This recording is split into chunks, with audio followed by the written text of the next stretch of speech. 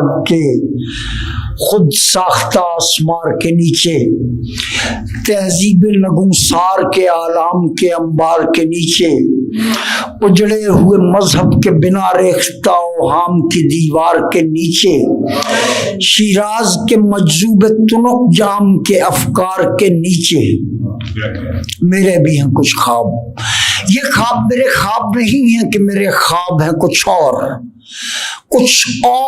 मेरे ख्वाब हैं कुछ और। मेरा दौर ख्वाबों के नए दौर में नए मुर मलख, नए असदो सौर, न लज्जत तस्लीम किसी में, न किसी को हवसे जौर, सबके नए तौर। तो ये लहजा राशिद को इकबाल के बगैर नसीब नहीं हो सकता था, अगरचे गुमा का मुमकिन का मैंने जिक्र किया। राशिद का गुमान इकबाल का मुमकिन है।